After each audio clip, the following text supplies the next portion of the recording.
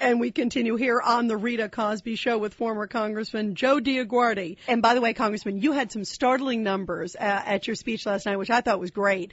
But I also thought the numbers that you gave were so alarming. Tell us what you think the actual debt really is. Well, I published this in the book, and I published this in various articles. As a matter of fact, Roll Call magazine had an article that I published on August the 3rd, August the 2nd, just as they were just going out on the recess. And the title was The New Debt Deal Barely Scratches the Surface. And what I said in it was, if you looked at the publicly traded, the publicly held debt, which includes, by the way, the debt that was put into the Social Security Trust Fund as we took out the money to spend it on other things, you're talking today $14.3 trillion. But actuaries have calculated, not accountants, that the liability that is present value for what we owe people who are working and retired on Medicare Parts A, B, and D is another $23 trillion in round numbers. Social Security, another $8 trillion in round numbers. And then if you get to these pay-as-you-go federal employee pension plans, which would be military pensions and civil service, you're talking another $6 trillion. And that doesn't even begin to talk about the guarantees that we don't record for Fannie Mae, Freddie Mac, and all these other what they call government-sponsored enterprises. So when are we going to bring real accounting through the budget process so we know what the real problem is? Well, you don't know where you are. How do you know what to do? And how do you know where you're going? So we need to have a system that works. And, you know, in 1955, we had the Hoover Commission, signed by the second Hoover Commission, signed by President Eisenhower.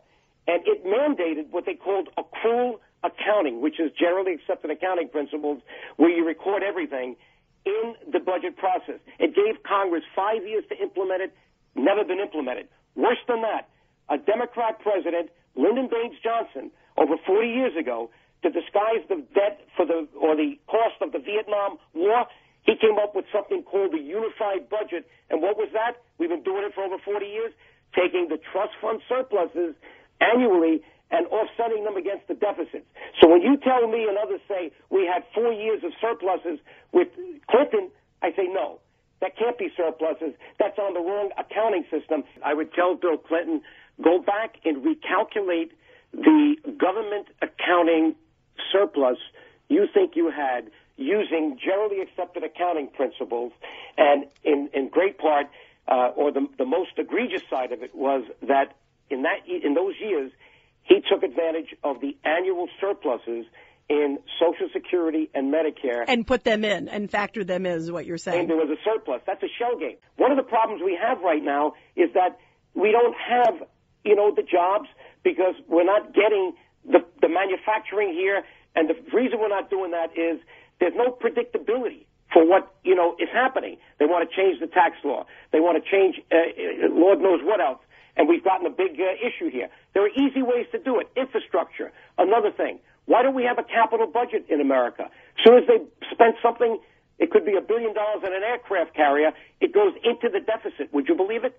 There is no capital budget. So when you get that bottom line budget deficit, and hopefully in the future it's not going to be a deficit, what you're getting is a conglomeration of the trust funds, government-sponsored enterprises, expenditures for capital items, which were probably around $500 billion this year, and everything else. Thank you so much, Congressman. My pleasure. We got a lot more to talk about the economy. Don't forget, the demand for products is weak.